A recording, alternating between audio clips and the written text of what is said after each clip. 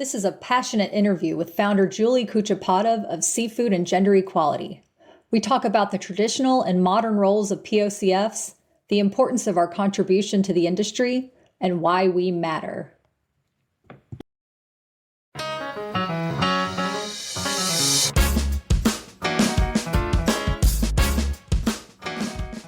I'm Megan, host of the Partners of Commercial Fishermen podcast. This show is dedicated to girlfriends, fiancés, and wives of commercial fishermen to connect and feel less alone. As we know, this lifestyle isn't for the faint of heart. So this is our space in the world to discuss the highs and lows of being in a romantic relationship with a fisherman. Because it's different than being a family member or friend. It just is. Join in to laugh, vent, and share stories with others who get your lifestyle. So what are you waiting for? Let's dive in.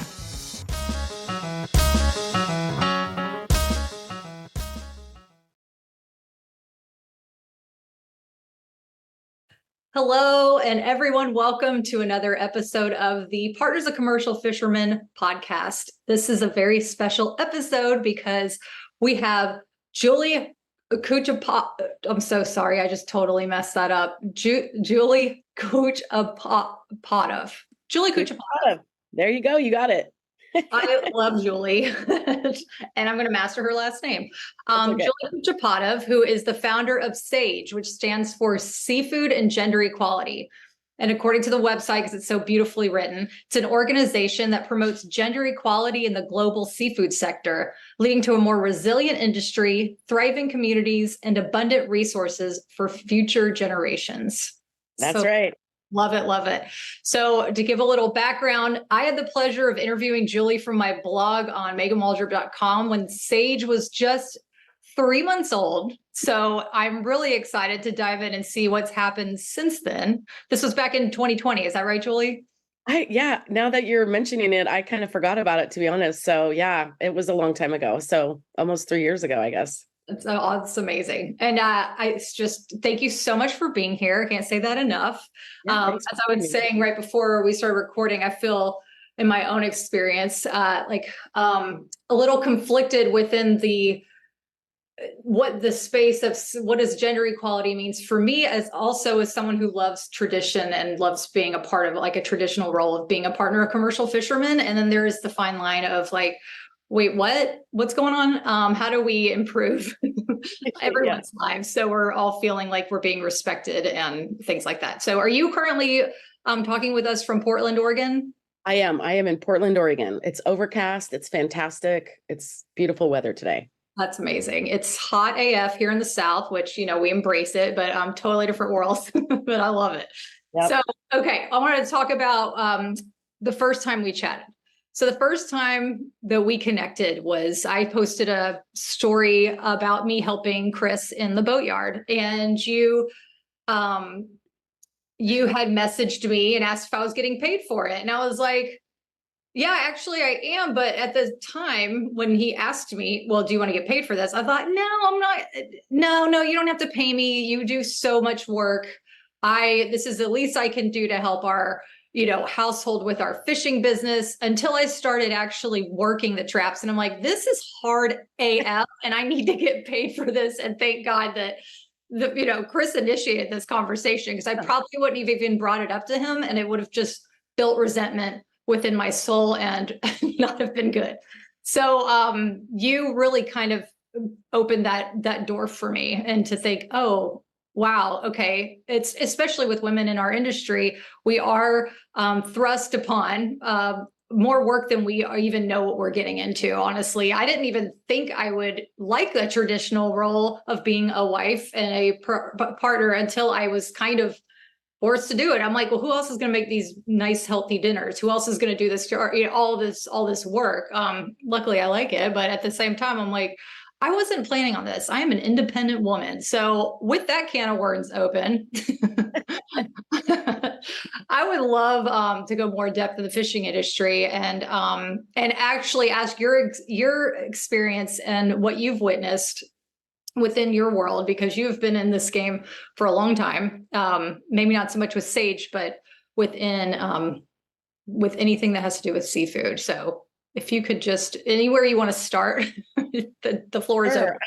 Yeah, I mean, my philosophy from forever has been that the partners and the spouses of fishers are part of the seafood industry. And not only are they part of the seafood industry, but they're an integral, unheralded, sometimes unacknowledged, definitely oftentimes not paid part of the industry, and they don't get the credit that they deserve. And that's one thing to me. You mentioned that you didn't, you do things because you're part of a family, and that's absolutely 100% valid. That's part of being a family, is that you're doing things. And when I asked if you were getting paid, it wasn't because I doubted that Chris had, your best intentions in mind or anything like that. It's just, I think a lot of times people, like you said, it's assumed that you're going to do something for free because you were part of a family. But, and like you said, the resentment will build, and then what's going to happen, right? And so, of course, we're all doing things in our families because we're part of a family, and that's what it means to be part of a family. But that's where sometimes the lines get blurred when you're part of, it's not even just fishing. I mean, it could be any family business, right? You're like, okay, I need to go open the shop or whatever it is, and I'm not getting paid for this. So I think the important thing is to acknowledge that this is work. This is actual work that people should be getting paid for. And globally, on a global scale, again, spouses of fishers, and they are, again, an integral and very, just beyond important part of the industry that is unacknowledged and unrecognized. And I believe that should change. Mm-hmm. How do you feel that we implement that change, even on in our own lives?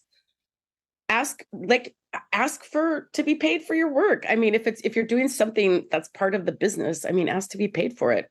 Just, there are times when you're going to have to do something just because it's easier to do it, or, it's just easier for me to do this and not make us think about it. But I think the expectation going in should be like, look, I'm part of this company. We're running a company together. And so let's put me on the payroll.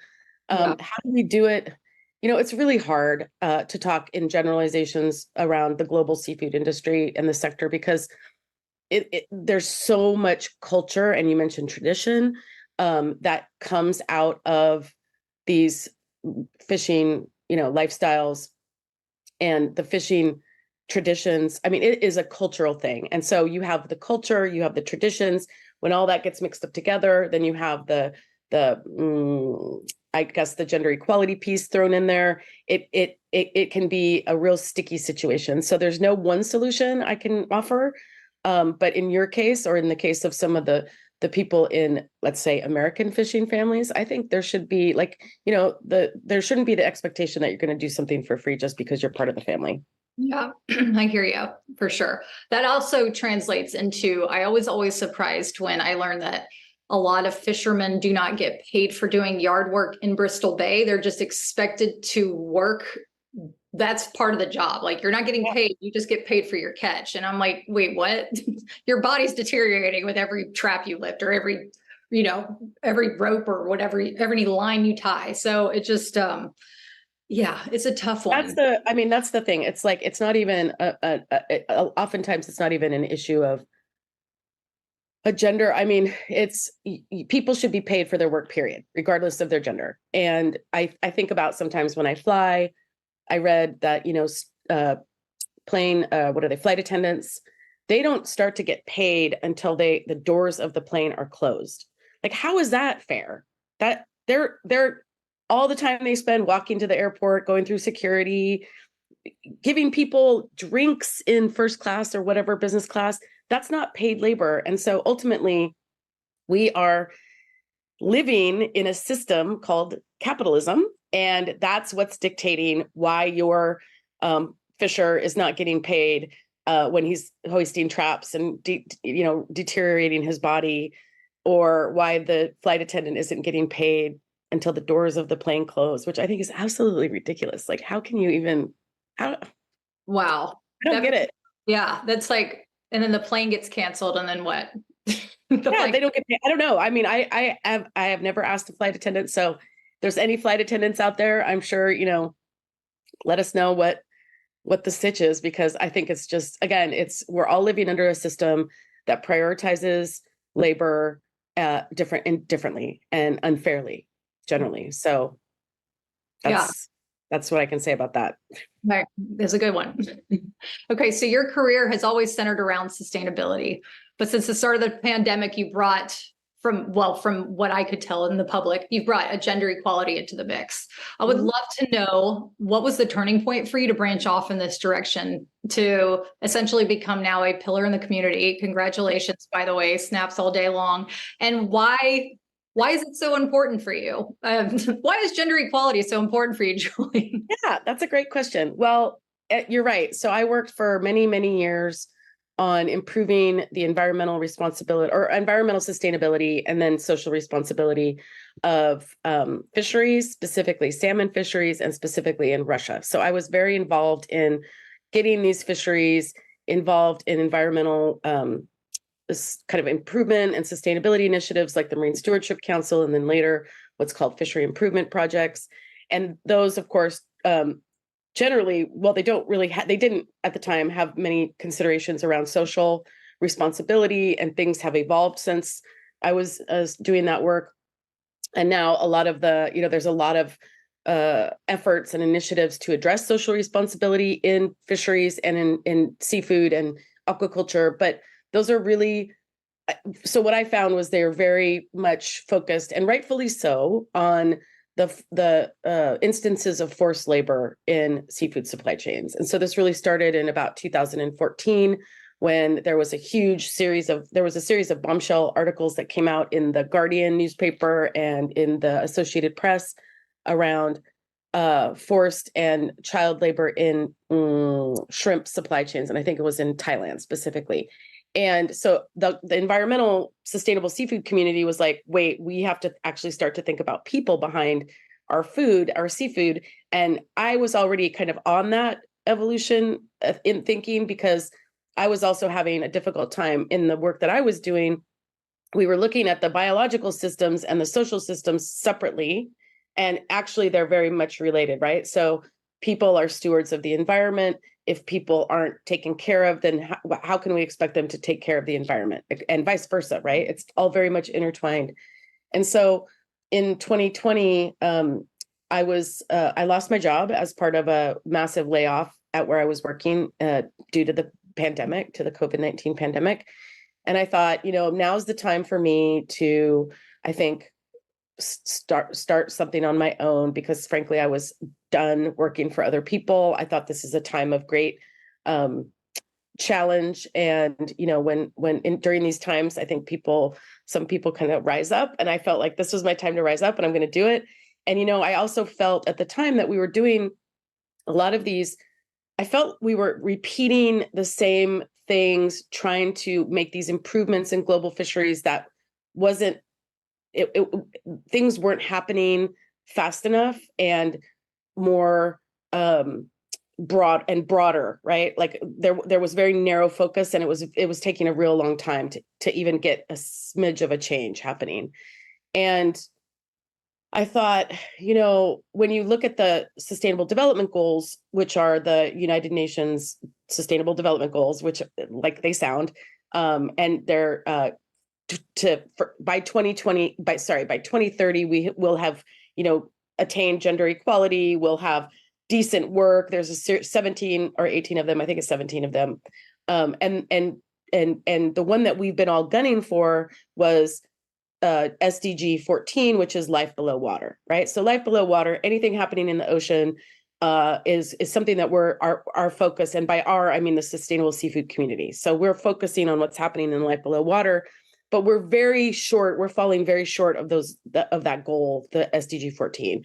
And so there's also SDG 5, which is gender equality. And gender equality is actually integral to all the other goals, except for SDG 14. It's not explicitly mentioned in the life below water goal. And so it's an accelerator of the other goals. It's a human right.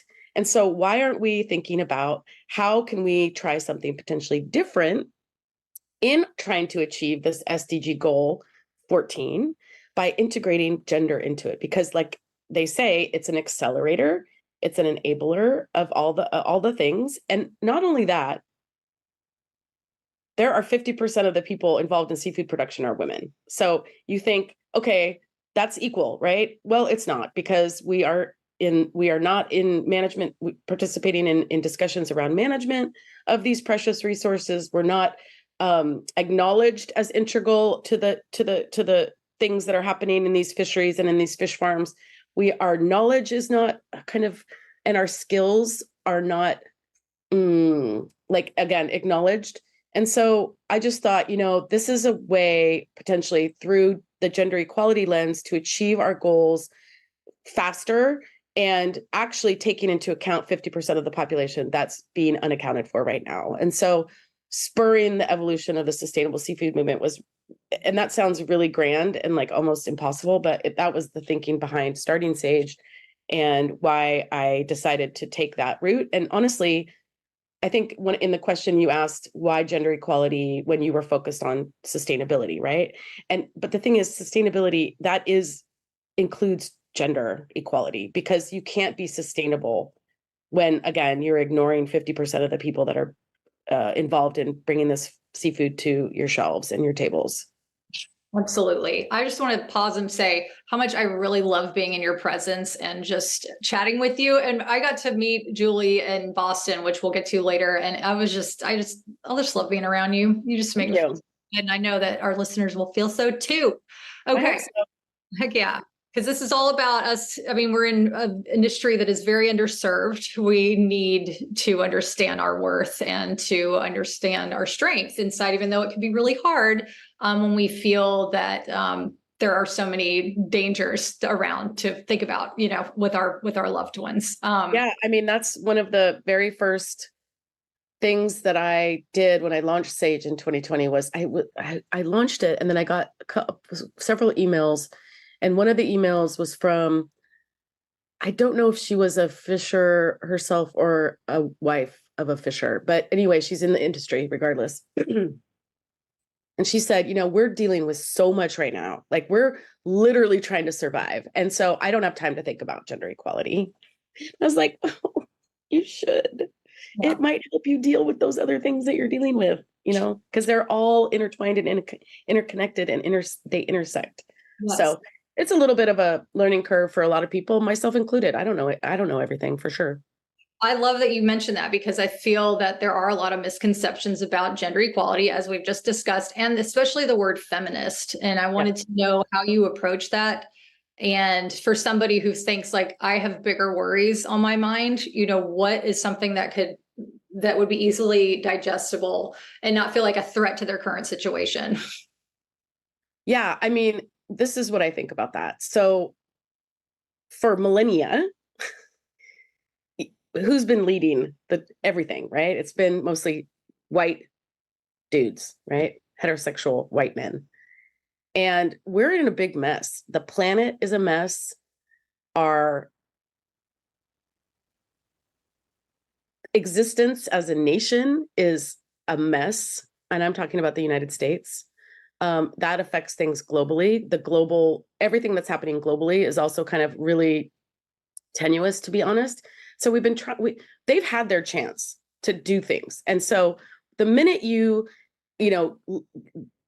say, I want to have some other voices who have not historically been at this figurative table to discuss how are we going to solve some of these challenges that we're facing. Let's just talk about the climate crisis, for instance, or how do we address a fisheries management issue? Whatever the problem is you're trying to solve, right? Let's bring in some diverse voices, because then you're going to start to hear some real interesting and innovative solutions that have never even had the opportunity to be spoken, right? So, and additionally, and I'll go back to the climate crisis as an example, women and children are the first and the hardest affected by the climate crisis, right? And that's a fact. And so the people that are most affected by these problems should be the ones leading and innovating and putting forth solutions, and they're not. And so that's when you say, I'm a feminist, or why is feminist a bad word? If that means, and I don't like to use, bringing chairs to the table or building a new table, whatever it is, we need those people to be able to have access to decision makers, to be decision makers, so that we can try to find solutions that thus far have not been at all heard, that have been unheard. And so if that's feminism, then so be it. I mean, Interesting. I love that perspective for sure. On that note, we're going from feminism to misogyny, which, you know, another loaded concept, which people do experience in all industries. But I'm going to go ahead and read my MacBook dictionary of it, so we all have an understanding. So according to my MacBook, it says misogyny is the hatred of, contempt for, or prejudice against women. It is a form of sexism that is used to keep women at a lower social status than men, thus maintaining the social roles of patriarchy. And honestly, I didn't even know it was that intense. I thought it was just a bunch of like douchebags like that were just fighting women. That's intense. So there's two major points. I guess let me ask you one first before I dive into this other one. How does a woman handle herself when she is experiencing this type of energy towards her misogyny? I mean, I think as hard as it is, you have to call it out immediately, and you have to say what is wrong and understand how to find a solution, like try to figure out a solution to it. And that might mean, reaching out to someone else for support. It might mean you have the solution in your hand. It might mean you have to break ties with this person. I mean, there's probably a series of hard decisions and discussions that need to happen, but you need to address it immediately. Interesting. That's interesting, just to have maybe something that you inside can be like, all right, if this happens, I'm going to do this. This is I mean, you have to be prepared. Like, I think we've all been in situations that have been like this, some that have been rooted in misogyny, and we have to, be ready to deal with them. We also have to be ready to stand up for others. And if we see if you see something, say something. That's really important, because if you continue, you're just as complicit if you let it slide. Yeah, absolutely. So on this note, I'm going to share an example that was at the Seafood Expo in North America in Boston, which was in March, I believe, of this year. This is when I first got to meet Julie in real life, which was amazing. I would go and introduce myself to different booths. The people would ask what I do. And I say, we're a community of partners of commercial fishermen. People would respond that, oh, that's funny, or, that's cute. And I was fuming inside. I'm like, no, it's not cute or funny, actually. It's incredible. These women these partners that are here, that we are existing in this life, that we have this bond that no one else can really understand. It's way more intense than anybody could think. And the thing is that those comments were coming from women. It wasn't coming from men. So when I actually mentioned this on Instagram stories, immediately people are like, God, I hate it when guys do that. And I'm like, no, it was one of us. Like, it was us. And sometimes I feel that, women, we can be our own worst enemies. And so what do you suggest we do when other women aren't being supportive? Is it different than when we, is it different than when we are faced with misogyny, or is it the same type of thing? Do we need to have that same type of action? Yeah, that's a good question. I think, so I think I actually think about this quite a bit, because I've also experienced where women specifically have said, I don't think we have a problem with gender equality in the industry, and I've done fine. And I'm not on that. I don't really want to get on that train, because I've been able to do it and be successful. Right. And so the thing we have to remember is that, these such type comments that are made by women, like these types of comments that are made by women, they're also, working in a system that is oppressing them as well, right? And so we have to acknowledge that they are, even if they don't acknowledge that or recognize that as recognize their own oppression, that they are being oppressed. So we understand that. Everyone understands that, right? So what I say to them in my mind is, okay, so I don't have time to change hearts and minds, to be honest. I have to focus on the people that are already on the train, that are already on board, that understand this is necessary. And I also have to meet people where they're at. So if this person that I just, described, says something like that, like, I don't think we need that because I've done okay. I've done okay. Right. Also that diminishes the experiences of other people, and depending on your identity, we all hold multiple identities. And so depending on your identity or your identities, you experience oppression in a different way. So I experience it as a white woman differently from a Black woman, for instance, or an Indigenous woman. So we always have to recognize that everyone experiences kind of this oppression and misogyny differently because of our identities, right? As an older woman, I might experience something different from a younger woman, but I just have to acknowledge that. And so also meeting people where they are. And I think about sometimes when we talk to men about why, our work is important. And they're like, yeah, your work is important. I have a wife and 2 daughters, and I really want them to be able to succeed. Well, the fact that you have a wife and 2 daughters, on the one hand, that's great that you're thinking about them and you want them to be successful, and you recognize that there are different barriers for them than for you. But also, is that it's not enough. You need to be worried about every woman and every person and every gender, to be honest, not just your wife and your daughters, right? But that's kind of meeting that guy where he is, because he's like, I have a wife and 2 daughters. That's great. So let's try to take this the next step forward with you. So engage in conversation is what I would say. And eventually they might come around, eventually they might not, but you have to decide that for yourself, how much time and effort you want to spend on trying to convince someone. And sometimes it's just not worth your time. And then you move on and you focus on the bright spots and the people that are actually with you on this journey. And that's what I like to do. Okay. So I was wondering if you feel open to sharing, if you have an example of what you've experienced in your life as a woman and how you took charge, like how were you able to change that? Maybe there's an example of when you weren't able to as well. Yeah. I don't know. I mean, I was thinking about this because you gave me the questions in advance, and I was thinking about what, I don't think I have a specific example, but I think Sage is a really good example of me taking the reins of my own destiny and trying to be, and trying to create something that I want to see in the world and address the problems that I want to see, how I want to see them addressed. And I'm not saying I'm doing everything completely right, but I'm open to saying when I'm wrong, and I am ready to learn, and I'm always willing and able and ready.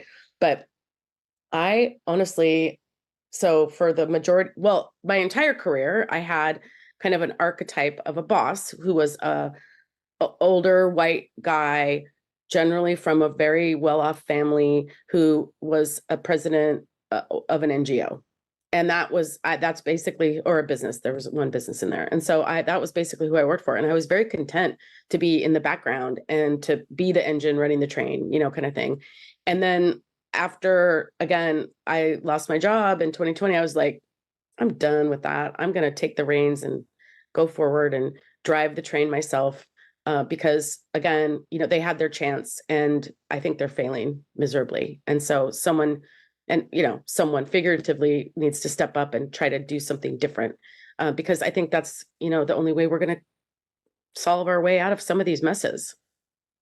Absolutely. So on that note, what are some challenges that are top of mind for you right now? So I guess it is a challenge, but so one of the things that I'm thinking about at Sage as we evolve and grow is, back in the 2020, I did a lot of before I launched Sage, I did a lot of outreach with others to understand, like, okay, how is this going to work? Do I need to be my own individual entity? Should I be a program of someone who's larger? What's the logistics and how's this going to work? And excuse me. And as we remember, the summer of 2020 was very much a summer of Black Lives Matter, a summer of protest, a summer of social justice, and fighting for justice after the horrific murder of George Floyd. And I live in Portland, Oregon, and Portland went very, very hard. And much of the protests were literally outside of my house. And so, I was very much affected by that when I was developing Sage. And I was thinking a lot about the kind of intersection of race and gender equality, and how we can move forward. Because, a lot of much of the seafood that is harvested globally is harvested in lower income countries. And there's a racial element to that as well. Forced labor rather, has a racial element as well to it, as well as a gendered element. So I was really thinking about that, and I was advised pretty strongly to separate them out from each other and really focus on one. So either focus on, the racial component of seafood or the gender component of seafood. And I chose to focus on the gender component, but also, incorporating the intersectional, acknowledging the intersectional qualities and characteristics of race and gender, and, tradition and religion and all of those, again, identities that we hold, multiple identities that we hold. And that was wrong. That was bad advice. And right now I'm like coming to terms with that in a way. I mean, I've been coming to terms with it, but it's something that you can't separate these two. You have to acknowledge that everything is intersectional, that again, the oppressions that we experience are different based on our multiple identities. And so the solutions that Sage has to comes up with and implements have to work for the most vulnerable person in our group. And so who is that most vulnerable person? Generally, it's a Black woman. So any solution that we have has to work for a Black woman. And so I've always said that, but how are we implementing that? And it's really taking a look at how I am as a leader.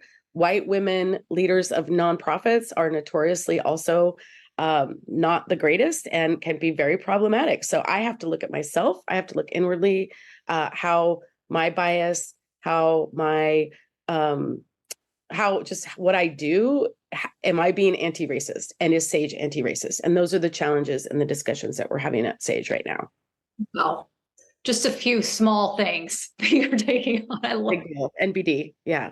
No, I mean, and it's super important, because how can we profess to, and you asked me about misogyny. I mean, there's a war on women in the US right now, like a full-on war. And I know you're in the South, and there are states that are banning reproductive care. They're banning access to reproductive care, to abortions, to even like the pills that support, So there's a war on LGBTQ plus people in this country. There's a literal genocide happening against transgender people. And so how does this all revolve around seafood? You might be asking. Well, it does, because we are people. And we are working. We are here. We are transgender. We are women. We are Black people. We are Indigenous people. So problems that affect the most vulnerable are the ones that we need to look at and address first and foremost. What do you hope is the biggest takeaway that, what do you hope is the biggest takeaway that POCFs get from this interview or from your organization? Again, I think the recognition from Sage particularly, and that you are an integral part of the seafood industry, and you should be acknowledged as such. And, that's why your organization or your effort or your community is so important, is because you are rallying these people, partners, and almost, I don't know if it's validating, it's a validation, I think. And so as much as I can support you, that is what, that's what I want people to get out of that I see you and I acknowledge the work that you're doing. And I know how hard it is. And I think, regardless of, I think it's particularly hard for fishing families, right? Because it's just, come on, let's be honest, it's such a weird job. And it's a very important job, but it's really weird. There's weird hours, there's weird times, it's unusual, it's dangerous. Fishing, I think, is the most dangerous civilian profession in the US, at least, maybe in the world. I mean, it's terribly stressful. And the fact that partners of commercial fishermen can't access services like mental health support, let alone fishers. Like, they have problems accessing these kind of services. I know. And I know you and Monique Coombs go way back, and Monique is working on a lot of that stuff, mental health specifically. And the fact that partners of commercial fishermen cannot get these access to these services is also like a real indicator of the value that kind of the lack of value that's placed on them. And so I want people to know that I see you and I appreciate you, and the work that we do, I think in some way, maybe directly, indirectly, does support you as well, because you are, again, integral to this business, and it wouldn't exist. It literally wouldn't exist. Thank you for shining a light on us and making us feel seen and heard. I would love for people to know, how can they connect with you, and if there's anything coming up on the calendar you'd like to share. They can connect with me through my website. It's seafoodandgenderequality.org. There is an info button on there if you want to. I get it directly, so it's basically you're sending me an email. I would love for you all to listen to the Conch Podcast, we're releasing one today. Today is Tuesday, July 25th. I should date mark that. It's with Tia Clark, who has an amazing company called Casual Crabbing with Tia in Charleston. Amazing woman, like amazing. So I encourage everyone to listen to that and get some great, insights into cool people, mostly women, who are doing great things in seafood. And Megan, you're part of that discussion. So find that podcast and listen to it. It's great. I don't think I'm going anywhere. Like, I don't really have any events coming up, but I would mention, in early March of 2024, there is the World Fisheries Congress that's happening in Seattle. And so some of you might find that interesting. I feel like, I don't know the cost of it. It might be a little expensive. So anyway, look that up. It's going to be in Seattle, World Fisheries Congress. I think it happens once every 4 years. So it might be interesting to see what's happening there. So I'll put all of Julie's contact information in the show notes for sure. And as we're winding down on our time, I just have one loaded question for you to drive us out. Because we all love a challenge, right? We don't have enough. Kidding. I was wondering, what does women empowerment look like for you? And what is a shift that you've seen in the last year that you could think of off the top of your head? So one thing I forgot to say about where you can find me, we have a networking community called The Bloom. And it's for women and genderqueer people. It's great. We meet once a month. You can find that on the website. Again, it's called The Bloom. It's amazing.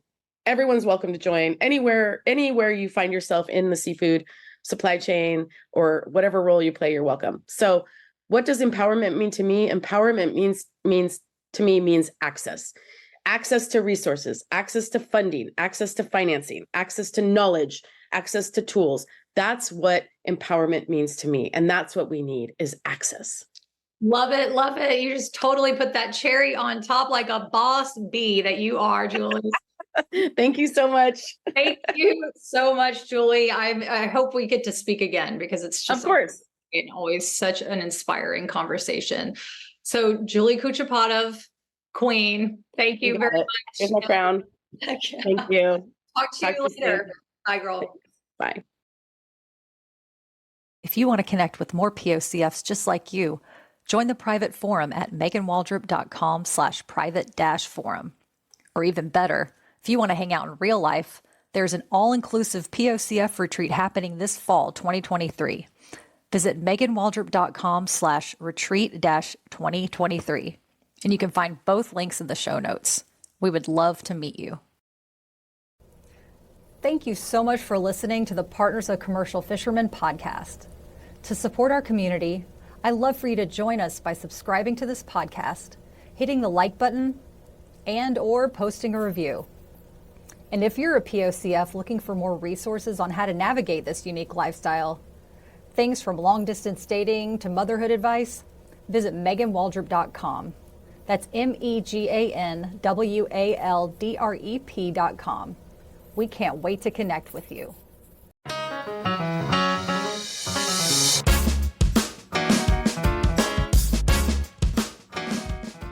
Thanks for listening today.